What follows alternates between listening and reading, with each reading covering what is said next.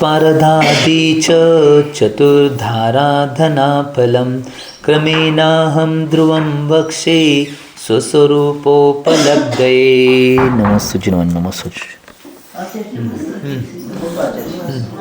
आचार्य भगवान अमित गती स्वामीजी विरचित मरणकंडिका या शास्त्राचा अभ्यास चालू आहे, स्वाध्याय चालू आहे. काल आचार्य भगवंतांनी लिंग अधिकाराचं कथन केलं होतं आणि आज परत आचार्य भगवान अप्रशस्त लिंग वाला भी औत्सर्गिक लिंग धारण कर सकता है ही गाथा कंठ सांगायला की अप्रशस्त लिंगवाला सुद्धा औत्सर्गिक लिंग धारण करू शकतात हे सांगायचे त्यांना. पहिल्या गाथा कंठस्थ करणे आचार्य महाराजांनी काय सांगितले सांगूया. यस्य त्रितानगो दोषो दुर्निवारो विरागिन लिंगमोत्सर्गिकं तस्मे संतरस्थान दीयते. आचार्य भगवान काय म्हणतात, जिसके लिंग वर दोनों अंडकोश इन तीनों स्थलों में कोई ऐसा दोष हो जो औषधि आदि से भी दूर नहीं हो सकता हो और वह गृहस्थ वैराग्यवान हो तो उसे वसतिका में संस्तर ग्रहण करा देने के बाद औत्सर्गिक लिंग दिया जा सकता है. म्हणजे लिंगामध्ये दोष वगैरे असतील तर काय, ज्यावेळी तो संस्तरण करतोय म्हणजे शेवटच्या समयाला संस्तरण करतोय त्यावेळी त्यांना औत्सर्गिक लिंग देऊ शकते, म्हणजे दिगंबर तो करू शकते त्यांना, असं सांगायचं त्यांना. नाही, ते महाव्रतींचा विषय चालू आहे, हे मुनी महाराजांचा विषय चालू आहे. लिंगाचं प्रकरण आहे ते मुनी महाराजांसाठीच येते. समजा त्यांच्या लिंगामध्ये दोष असेल, शारीरिक काही दोष असतील तर त्यांना संस्कारापासून केले जाते, त्यावेळी त्यांना नाही औत्सर्गिक लिंग म्हणजे दिगंबरत्व देऊ शकतोय हे त्यांना सांगायचं आहे या गोष्टी. प्रशस्त लिंगवाला भी अपवादिक लिंगी होता है, म्हणजे प्रशस्त लिंगवाला सुद्धा अपवादिक लिंग होऊ शकतोय. समृद्धस्य लज्जस्य योग्यं स्थानमविदः मिथ्यादृक् प्रचुरण्यातेर रणोत्सर्गिकमिष्यते. तर आचार्य भगवान इथं काय म्हणतात, जो महान संपत्तिशाली है या लज्जाशील है या जिसके स्वजन अर्थात बंधुवर्ग मिथ्यादृष्टि या विधर्मी है या लोगों के आवागमन आदि के कारण स्थान अयोग्य है, तो उस गृहस्थ को अपवादिक लिंग में अर्थात वस्त्र सहित अवस्था में ही यथायोग्य संलेखना करा देनी चाहिए. म्हणजे जो महान संपत्तिशाली असेल, लज्जाशील असेल किंवा ज्याचे स्वजन बंधुवर्ग किंवा मिथ्यादृष्टी विधर्मी लोक यांचं आवागमन जिथं आहे अशा कारणात अशा स्थान जे अयोग्य आहे त्या ठिकाणी गृहस्थ अपवादिक लिंग म्हणजे अर्थात वस्त्रसहित अवस्थामध्ये सुद्धा यथायोग्य संलेखना करू शकतोय, त्यांना करवायला पाहिजे म्हणून सांगितलेलं आहे. औत्सर्गिक लिंग का स्वरूप, आता औत्सर्गिक लिंग काय आहे ते सांगायला. औत्सर्गिकमचैलेत्वं लोचो व्यत्सृष्ट देहता प्रतिलेखनमित्येवं लिंगमोक्तं चतुर्विधम. आचार्य भगवान इथं काय सांगितलं, 82 नंबरच्या गाथेच्या माध्यमातून अचलता अर्थात वस्त्र मात्र का त्याग, हाथ से शीर और दाढ़ी के मूछ के केश उखाड़ना, विसृष्ट देहता अर्थात शरीर से ममत्व का त्याग तथा प्रतिलेखन अर्थात पिच्ची का ग्रहण, औत्सर्गिक लिंग में ये 4 बातें होना आवश्यक है.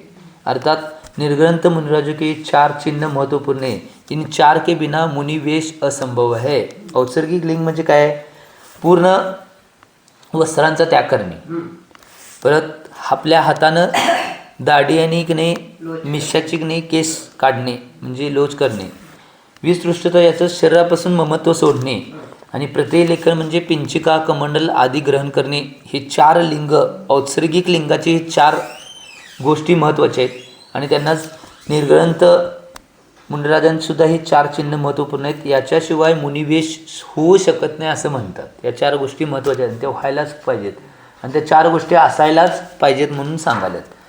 आता उत्सर्गलिंग की गुण, उत्सर्गलिंग काय आहे ते सांगालेत. यात्रा साधन ग्राहस्थ्य विवेकात्मा स्थिती क्रिया परमो लोक विश्वासो गुणालिंगमुपेश युषः. तर आचार्य बघून इथं काय म्हणतात आता, उत्सर्ग लिंग यात्रा का साधन है, गृहस्थ से पृथक्करण रूप है, आत्मस्थिति रूप है, श्रेष्ठ ही और जगत के विश्वास का कारण है, उत्सर्ग लिंग में ये गुण प्रमुख है.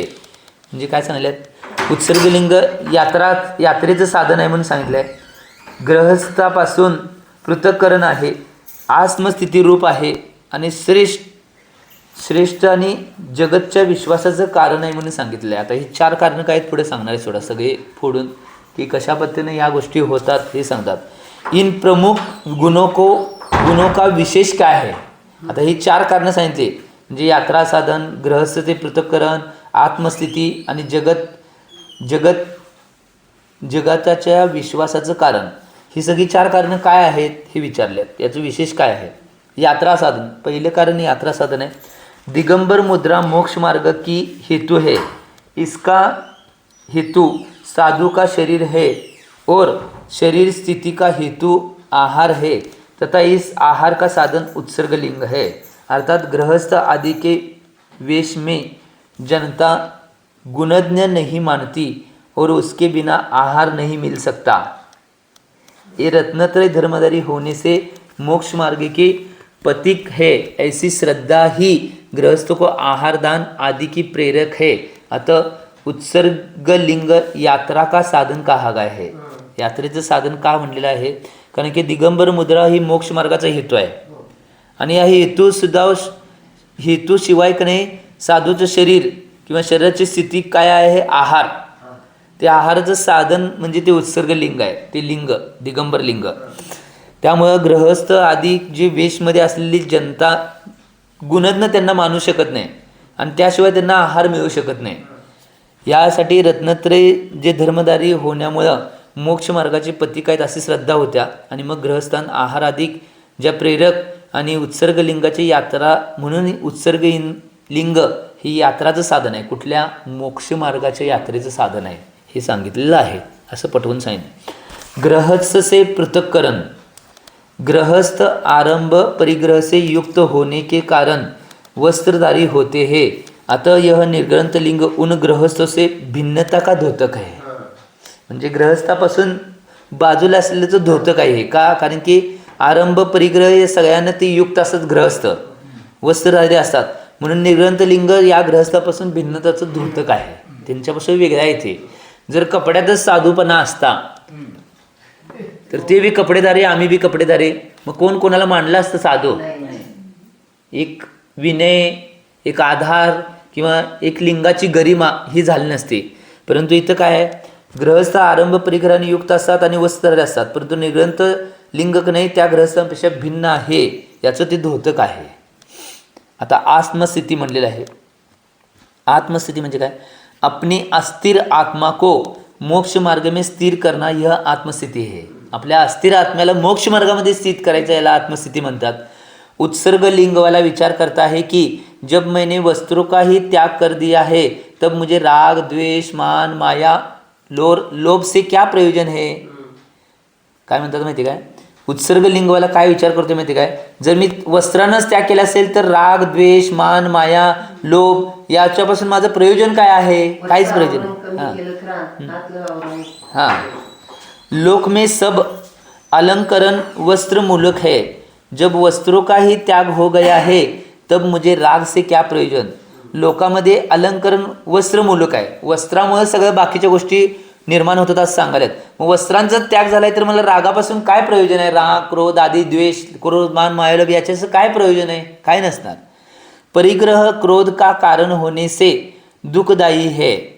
परिग्रह हे क्रोधाचं कारण असल्यामुळे दुःखदायी आहे, परिग्रह हे दुःखाचं कारण आहे. परिग्रह का त्याग करके भी यदि क्रोध नहीं छोड़ूंगा तो संग मेरी हंसी करेगा और यह क्रोध रूपी अग्नि ज्ञान रूपी जल के सिंचन से फले फूले मेरे तपोवन को नष्ट कर देने वाली है, अतः इससे भी मुझे कोई प्रयोजन नहीं है. काय सांगितले, परिग्रहचा त्याग केल्यानंतर सुद्धा क्रोध जर सोडला नाही तर संघामध्ये माझी हसी होईल आणि हे क्रोध रूपी अग्नी आहे की नाही ती ज्ञानरूपी जलाच्या नाही सिंचनामुळं फलायला पाहिजे फुलायला पाहिजे आणि त्याचं तपोवन, त्या जे तपोवन आहे क्रोधाचं तपोवन आहे त्याला नष्ट करून द्यायला पाहिजे. त्यामुळं याच्याबरोबर सुद्धा माझं काही प्रयोजन नाही. इस प्रकार मान माया एवं लोभादि के प्रति चिंतन कर वह अपने आत्मा को रत्नत्र में स्थिर करता है. या प्रकारे तू चिंतन करून क्रोध मान माया लोभ राग द्वेष आदीच्या प्रती चिंतन करून तो आत्म्याला रत्नत्रयामध्ये स्थिर करतोय. याला आत्मस्थिती म्हणतात. आता शेवटचं सांगितले जगत के विश्वास का कारण, जगाच्या विश्वासाचं कारण. सकल परिग्रह का त्याग मुक्ती का मार्ग है. आणि सगळं परिग्रहाचा त्याग म्हणजे मुक्तीचा मार्ग आहे. इसमें यह यथाजात रूप सहज स्वाभाविक वेश भव्य जीवों के विश्वास एवं श्रद्धा का कारण होता है कि जो वस्त्रों को भी त्याग चुका है वह हमारी वस्तुएं नहीं चुराएगा. काय म्हटले बघा, ह्यामध्ये की नाही यथाजात रूप सहज स्वाभाविक हे दिगंबर वेश धारण करायला पाहिजे. आणि ते विश्वासाला आणि श्रद्धाला कारण होते. कारण की ज्यानं वस्त्रसुद्धा त्यागलेले आहेत तो आमच्या वस्तूंना चोरू शकत नाही. करू शकते काय. आणि जो शरीर से भी निरपेक्ष है वह लब के वशीभूत होकर धन आदि में प्रयोजन नहीं रखेगा. निर्विकार होने से महिलाओं की ओर आकर्षित नहीं होगा इत्यादी. म्हणजे जो शरीरापासून की नाही निरपेक्ष जो आहे म्हणजे बाजूला शरीरापासून की नाही शरीराला सुद्धा की नाही माझं शरीर नाही असं म्हणणारा तो लोभाच्या वशीभूत होऊन धन आदी याचं प्रयोजन काय ठेवणार आहे, ठेवणार नाही. आणि निर्विकार होऊन महिलांच्या वर सुद्धा आकर्षित होणार नाही इत्यादी सांगितले. म्हणून तो जगत पूर्ण जगाच्या विश्वासाचं कारण बनतोय. हे लिंग असल्यामुळे तो विश्वासाचं कारण पडतोय. कारण की सगळंच त्याग केलेलं आहे त्यामुळे ते जगाच्या विश्वासाचं कारणभूत बनतोय. पुढे म्हणतात उत्सर्ग लिंग के अन्य गुण. उत्सर्ग लिंगाचे अन्य गुण काय आहेत. परिकर्म भय ग्रंथ संसक्ती प्रतिलेखना लोभ मोह मद क्रोधा समस्ता संती वर्जिता. तर आचार्य बघून इथं काय म्हणलं, उत्सर्ग लिंग में परिक्रम भय ग्रंथ संसक्ति प्रतिलेखन लोभ मद मोह और क्रोध आदि दोषों का त्याग हो जाने से अनेक गुण प्रकट हो जाते हैं. उत्सर्ग लिंगामध्ये काय होते, परिकर्म भय ग्रंथ संसक्ती प्रतिलेखन लोभ मद मोह आणि क्रोध या दोषांचा त्याग केल्यामुळे बऱ्याच गुणांना आपोआप प्रकट होते. ही जे नाही दोष आहेत ते त्याग केल्यानंतर गुण प्रकट होणारच आहेत की, ही गोष्ट महत्त्वाची आहे. आता यामध्ये विचारतात इन परिकर्म आदि दोषों का नाश कैसे होता है और गुण कैसे प्रकट होते. त्या दोषांचा नाश कसा होतोय आणि गुण कसे प्रकट होतात हे विचारले. उत्तर देतात निष्परिग्रही साधु को वस्त्रों की याचना उन्हें धोना सुखाना उठाना एवं सीना आदि परिक्रम में समय नहीं लगाना पड़ता. अतः स्वाध्याय एवं ध्यान आदि निराकुलता पूर्वक संपन्न होते हैं. अतः परिक्रम नष्ट होने से गुण उत्पन्न होता है. म्हणजे काय सांगते, निष्परिग्रही साधू आहे जो तो वस्त्रांची याचना त्यांनी त्याला धुवायसाठी याचना सुकवण्यासाठी उठवण्यासाठी किंवा शिवण्यासाठी किंवा परिक्रमामध्ये समय लावत नाही. तो हे समयमध्ये लावायला लागत नाही कारण सगळ्याचा त्यागच केला आहे. त्यामुळे त्याचं स्वाध्याय ध्यान आदी निराकुलतापूर्वक संपन्न होतात. म्हणून परिक्रम नष्ट झाल्यानंतर गुण उत्पन्न होतात हे सिद्ध होत आहे. आणखी काय नाहीच ना. त्यामुळे त्यांना काय करायचं आहे, जेवढा वेळ या गोष्टीत लागणार होता तो सगळा वेळ आता मिळायच तो वेळ स्वाध्यायामध्ये ध्यानमध्ये आदी निराकुलतापूर्वक आपले चारित्र करण्यामध्ये लावायचा आहे. परिग्रह के त्याग से चोर आदि का भय नहीं होता अतः निर्भयता प्रकट होती है. ग्रंथ अर्थात परिग्रह के त्याग से आसक्ति का अभाव हो जाता है और छाती पर से मानो पहाड़ ही हट गया हो ऐसा लाघव गुण प्रकट हो जाता है.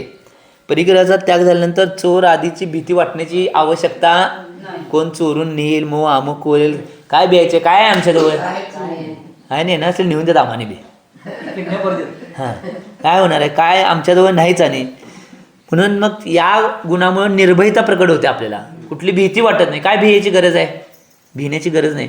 ग्रंथ अर्थात परिग्रह त्या ग्रंथाच्या परिग्रहाच्या त्यागामुळे आसक्तीचा अभाव होते. आसक्ती येत नाही कारण की सगळ्या परिग्रह आणि ग्रंथ हे सगळ्या परिग्रहाला आम्ही त्याग केलेला आहे. त्यामुळे आसक्ती आमची कशावर होणारच नाही, त्याचा अभाव होते.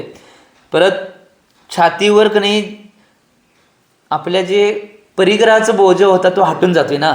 तो पूर्णपणे मिटून जातोय. कारण की सगळ्यात जास्त बोजा कशाचा असला तर परिग्रहाचा आहे, तो हटतोय. आणि त्यामुळं परिग्रह हटल्यामुळं काय होतं माहिती आहे, लाघव गुण प्रकट होतोय. लाघव म्हणजे छोटा, लाघव म्हणजे छोटा, सगळ्यात छोटा म्हणजे सगळ्यात आपल्याला छोटं मानतोय तो लाघव गुण प्रकट होतोय. पुढे सांगतात, वस्त्रों के संबंध से जू लीक आदि समूर्चुन जीव का संसर्ग होता रहता है. वस्त्र त्यागी के इस संसक्ति दोष का अभाव हो जाता है. कोई पदार्थ पास में न रहने से उन्हें शोधन आदि नहीं करना पड़ता, अतः अप्रतिलेखन गुण प्रकट हो जाता है. इसी परिग्रह से उत्पन्न होने वाले लोभ, मद, मोह और क्रोध आदि दोष परिग्रह त्याग के साथ ही नष्ट हो जाते हैं और शौच आदि गुण प्रकट हो जाते हैं. काय सांगितले बघा, वस्त्राचा संबंध म्हणजे वस्त्राचा संबंध असून जू म्हणजे लीक तर ते बाकीचे समोरतून जीवांचा संसर्ग होत नाही. कारण की वस्त्र असले तरच होणार आहे. वस्त्र बरोबर ती संसक्ती होणार नाही, कारण त्या दोषांचा अभाव होणार आहे. आणि कोणता पदार्थ जवळ नसल्यामुळे त्याचं शोधन आधी करायला लागत नाही. म्हणजे आता अप्रतिलेखन गुण प्रकट होते. अप्रतिलेखन हा गुण प्रकट होते. आणि त्याचबरोबर परिग्रहापासून उत्पन्न होणारे लोभ, मद, मोह, क्रोध, मान, माया, लोभ आदी दोष हे सगळे या परिग्रहाच्या त्यागाबरोबर नष्ट होऊन जातात. आणि शौच गुण प्रकट होते म्हणून सांगितले. शुचिता, निर्मलता, कारण की हे सगळेच परिग्रहाबरोबर सगळे नाश होणार आहेत ना. त्यामुळं सगळे पूर्ण 100% नाश होणार नाही सोडा, परंतु भावना तर त्यात नाश झालेल्या आहेत ना. त्यामुळे या गोष्टी शौच गुण प्राप्त होते म्हणून सांगितलेलं आहे. आता पुढं आणि परत उत्सर्ग लिंगाच्या आणि परत का नाही सगळं समजावून सांगायला.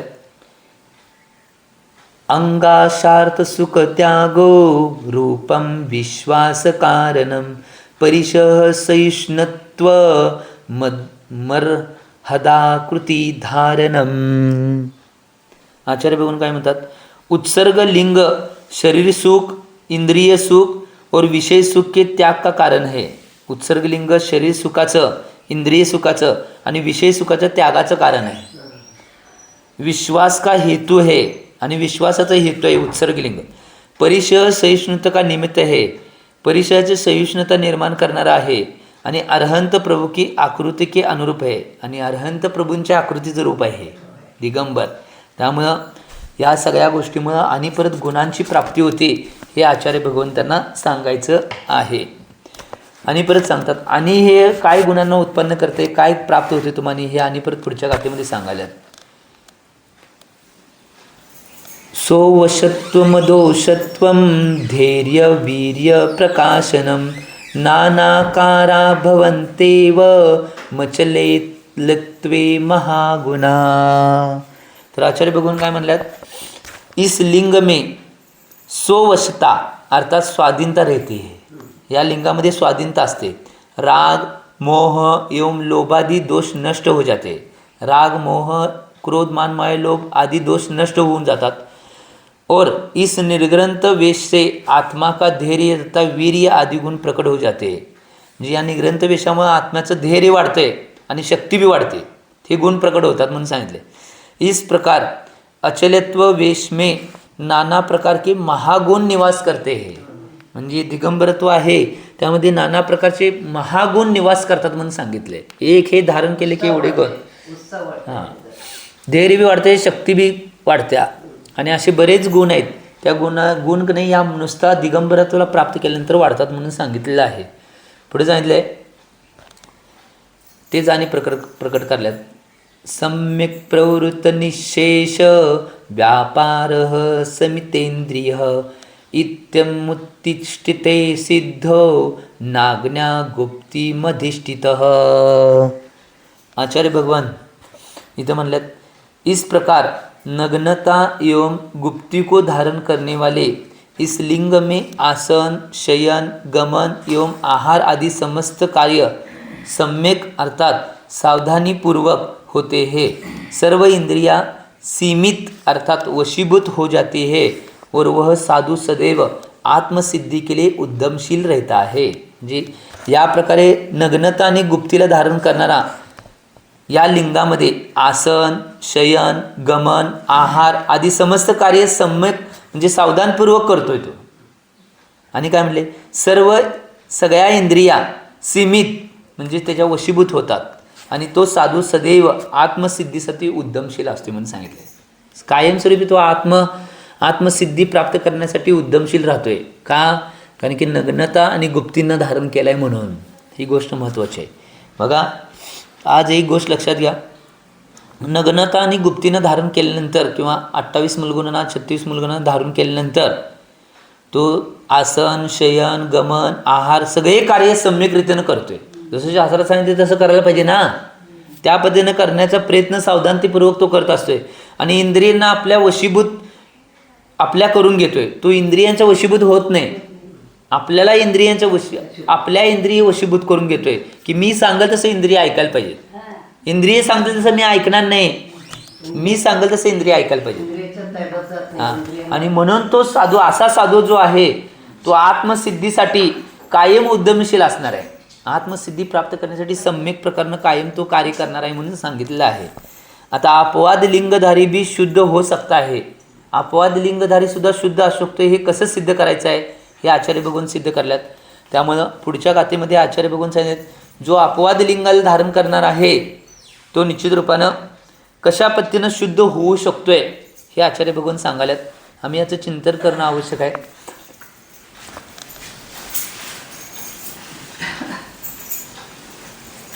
अपवादिक लिंगोपी निंदा गर्हा परायण जंतुरच्छादकः शक्ते संगत्यागी विशुद्धती.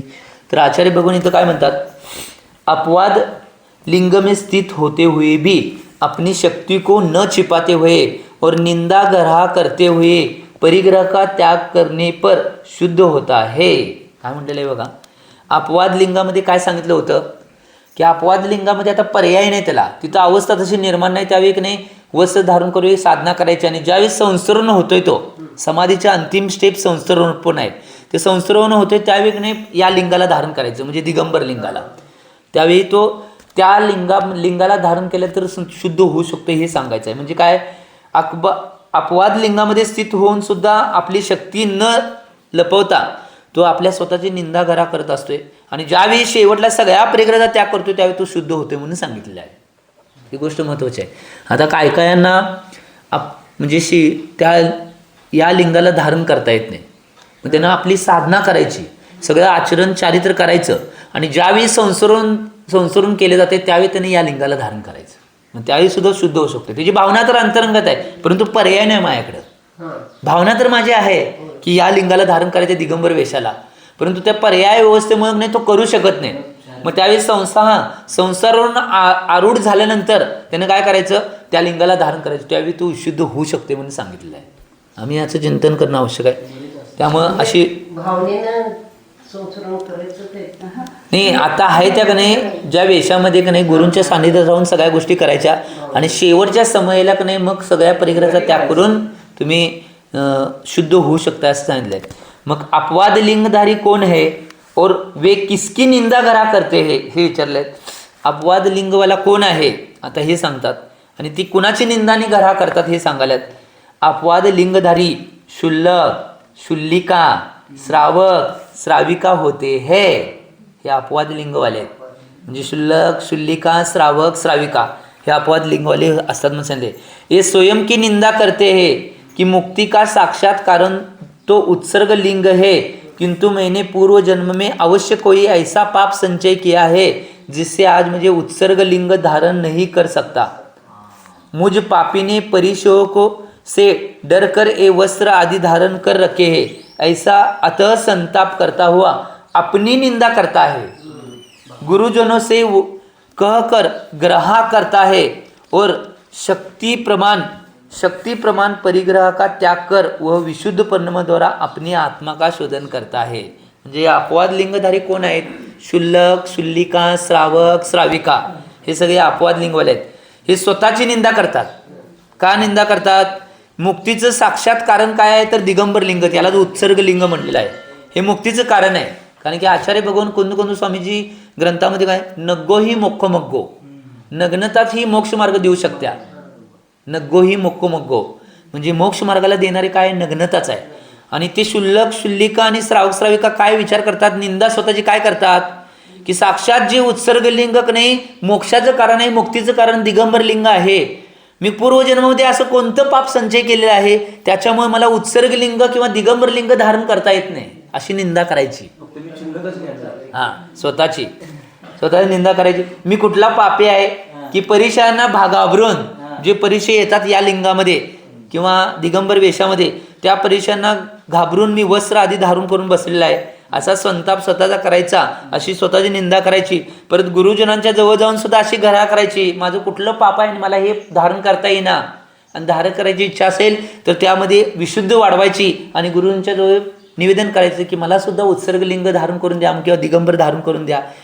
आणि अशी शक्ती प्रमाण परिग्रहांचा त्याग करून, ज्यावेळी परिग्रहांचा त्याग करून त्यावेळी अशी भावना निंदा घरा करून परिग्रहांचा त्याग करून शेवटला तो विशुद्ध परिणामांच्याद्वारे आपल्याचा आत्म्याचं शोधन करू शकतोय, हे सांगितलेलं आहे.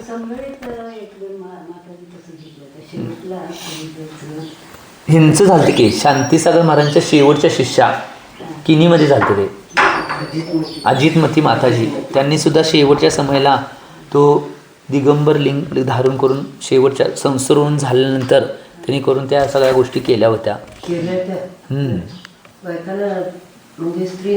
तसं शेवटच्या समयाला सांगितले अपवाद लिंग करून करणे शेवटच्या समयाला तसं करू शकतो, पण ते तेवढं धाडस त्यांचं आणि त्यांची शक्ती तेवढी दृढ पाहिजे, धैर्य पाहिजे, वीर्य पाहिजे. हे कुणाचं बी सगळ्यांचं धाडस होत नाही. अशा एका काळामध्ये एखादे कोणतर असे असतात की त्यांची ते धैर्य आणि शक्ती त्यांच्यात असते, त्यामध्ये प्राप्त करू शकतात. सगळ्यांचं धाडस होणार. आता इथं पुढे ते विचारणार आहेत, पुढे विचारतात, थांबा विचारतात, सांग द्या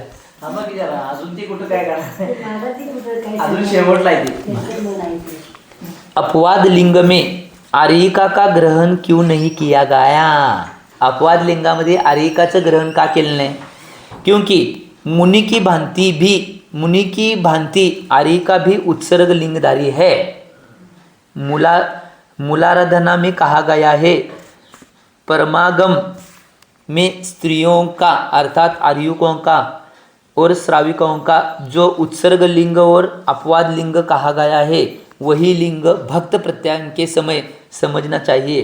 अर्थात आर्यिकाओं का भक्त प्रत्याख्यान के समय उत्सर्ग लिंग विविक्त स्थान में होना चाहिए, अर्थात वह भी मुनिवत उस समय नग्न रूपता धारण करे ऐसी आगम आज्ञा है.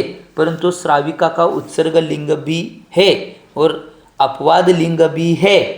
यदि वह श्राविका संपत्ति वाली अथवा लज्जावती होगी अथवा उससे बांधवगण मिथ्यात्वी हो तो वह अपवाद लिंग धारण करे, अर्थात पूर्व वेश में ही रहकर भक्त प्रत्येकन से मरण करे.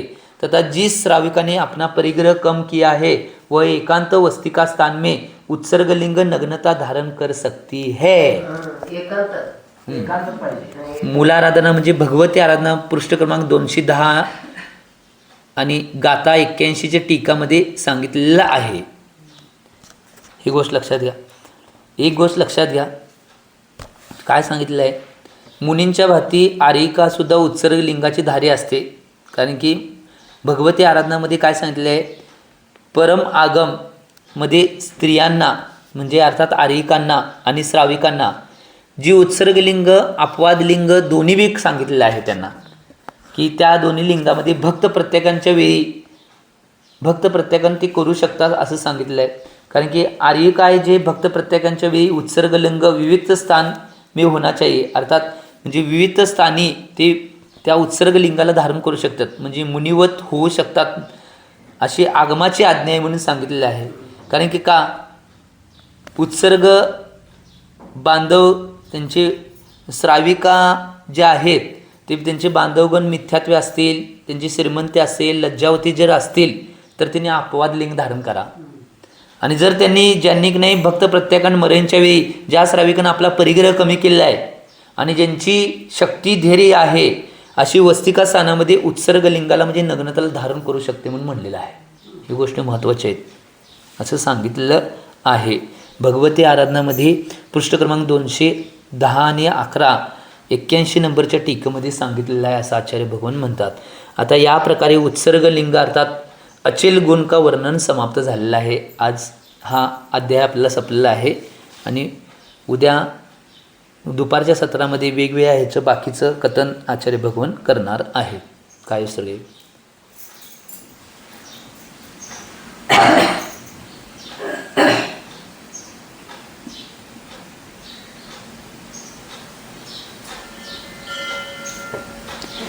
म्हणून ज्या साधना आपल्याला आचार्य भगवंतांनी सांगितलेल्या आहेत त्या साधना करून आपल्या जीवनाचं कल्याण करण्याचा प्रयत्न करावा एवढी भावना करतो आणि मी वाणीला विराम देतो. जे बोलो आचार्य भगवान श्री सन्मती सागरजी महाराज की